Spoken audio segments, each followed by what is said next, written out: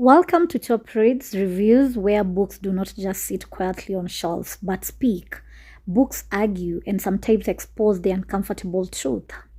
Let us begin with a simple but disturbing question. If a father is meant to protect, guide, and provide for his children, what do we call a father who starves them? A father who beats them up? A father who locks them up and then calls that cruelty leadership? This is the central question in Fathers of Nation by Paul B. Vitta, a bold, sarcastic, and painfully familiar political satire. The story feels less like fiction and more like the evening news in many African countries, except that here, the reality is presented through humor, irony, and sharp criticism. As you listen, it becomes clear that this is not just a story about leaders, but about systems of power that fail the very people they claim to protect. In Africa, the title Fathers of Nation carries deep emotional and historical meaning. It is associated with men who led independence struggles, raised national flags for the first time, and promised unity, freedom, dignity, and prosperity. However, Paul B. Vitta deliberately overturns this respected title. In this novel, the so-called fathers of nation behave nothing like caring fathers. Instead of nurturing their citizens, they dominate them. Instead of listening to their people's needs, they silence criticism. Instead of guiding their nations forward, they confuse the public with speeches, slogans, and empty promises. The author makes it clear that these leaders have become the very problem they once claimed to fight. The story opens during a Grand African Summit held in Banjul, Gambia, where 50 African presidents gather to discuss the future of the continent. Everything on the surface appears perfect. We have luxury hotel shines, security is tightened, roads are cleaned, and carefully written speeches promise development and unity. Yet behind this very attractive display lies a harsh reality. That is, at night, bulldozers demolish slums so that the visiting leaders will not see poverty. Street vendors are chased away, losing their only source of income, simply to make the city look orderly and modern. These actions reveal a pattern that many Africans recognize. That is, leaders invest in appearances for visitors while neglecting the daily suffering of their own citizens. The summit becomes a symbol of leadership that values image over human life. At the center of the summit is a development blueprint known as Way Omega. On paper, it appears impressive, promising economic growth, promising democracy, promising peace and stability. It is filled with attractive language that sounds intelligent and progressive, the kind often used to impress donors and international partners. However, in practice, Way Omega changes very little. It allows presidents to remain in power comfortably, reassures foreign donors, and gives the illusion of progress, while ordinary Africans continue waiting for basic services such as jobs, simple things like healthcare, good roads, and quality education. The plan represents policies that look good in reports but fail to improve real lives. While the leaders praise Way Omega, 4 men sit quietly at the back of the summit hall, refusing to clap. These men represent different African countries and professions, yet they share one powerful experience, that is, betrayal by the very system they once believed in, back in their respective countries. The first one, we have Professor Karanja Kimani from Kenya, is a respected academician who believes that education should solve social problems and improve lives.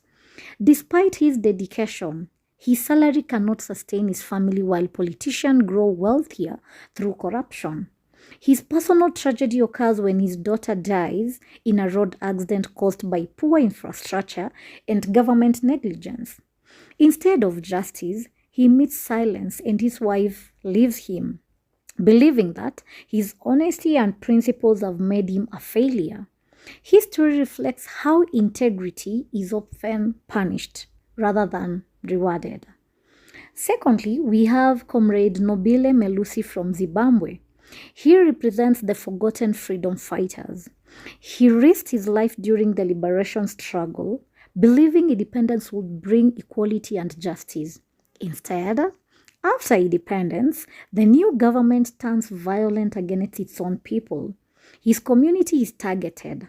His wife is actually killed by state forces, and the leaders he once trusted become his prosecutors. His experience shows how revolutions often replace one form of oppression with another, leaving ordinary citizens betrayed. Thirdly, we have Pastor Chineke Chiamaka from Nigeria. He symbolizes the silenced moral voice. He uses his sermons to speak openly about corruption, unemployment, and the suffering of ordinary people. His church becomes a space of truth and accountability until the state intervenes. He is arrested, imprisoned, and deliberately silenced, illustrating how governments often fear religious and moral leaders who influence public opinion. His imprisonment demonstrates how speaking truth to power can be treated as a crime.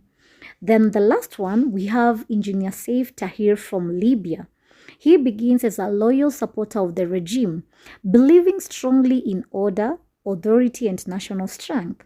However, when political power shifts, he is betrayed by the same system he defended.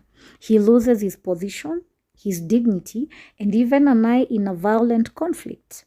Consumed by bitterness and revenge, he becomes a rebel, showing how political systems create their own enemies through injustice and betrayal. These four men are secretly connected by Dr. Abiola Afolabi, a quiet but brilliant thinker who understands who understands that African problem is not just lack of ideas but the misuse of power. Together they develop Path Alpha, an alternative to Way Omega.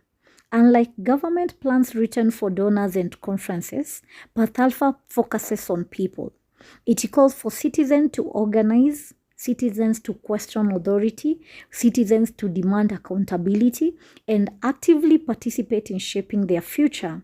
It encourages peaceful but firm resistance, teaches people to turn frustration into collective action. This idea frightens leaders because it removes power from the elite and returns it to the masses. Through careful strategy, Path Alpha is introduced at the summit, triggering chaos and panic. Leaders shout, insult one another, and accuse each other of betrayal. Long-serving presidents feel threatened. Egos clash, and at one point, a leader even reaches for a gun, revealing how fragile and unstable the authority truly is. The scene exposes a frightening truth. That is, Africans' future is often controlled by men who fear losing power more than they value their own nations. In a final act of absurdity, a committee is formed to decide between Way Omega and Path Alpha. The committee is led by an elderly president, actually the president of Nigeria, who openly admits that he has not read the proposals and has no intention of doing so. Instead of thoughtful debate or evidence-based decision-making, Africans' future is reduced to a coin toss. Shockingly, Path Alpha wins by chance, not because of wisdom or justice, just by luck. This moment highlights the randomness and irresponsibility with which critical national decisions are sometimes made. In the end, Fathers of Nations uses humor to deliver painful truths. It teaches that African struggles are not due to lack of intelligence or resources, but to leadership that prioritizes power over people. Yet the novel also offers hope by clearly highlighting that ideas can be imprisoned. Ideas cannot be imprisoned. Truth cannot be silenced forever, and ordinary people, when organized and aware, can outlast even the most powerful regimes. The story invites readers and listeners to question authority, reflect on leadership, and believe in the power and believe in the power of collective action. Before we close, remember that what we have heard so far is only a small part of the depth and the power of Paul B. Vitta's Fathers of Nation. There is much more beneath the surface of this novel than this review can show. That is why we have prepared a separate 1 hour in-depth analysis where we clearly explain the characters, symbols, themes, political background, and satirical techniques that make these books so powerful. In that extended discussion, hidden meaning are made clear. Important scenes are carefully explained and ideas you may have missed are brought into focus using simple and guided explanations suitable for teachers, students, and literature lovers. If this discussion raised questions, challenged your thinking, or made you curious to learn more, we strongly encourage you to engage with that detailed analysis and discover how much this novel truly has to offer. Also, remember to like, comment, share, and subscribe to Top Reads Reviews, where we transform books into meaningful conversations. Until next time, read boldly, think freely, and stay awake to the truth. Bye bye for now.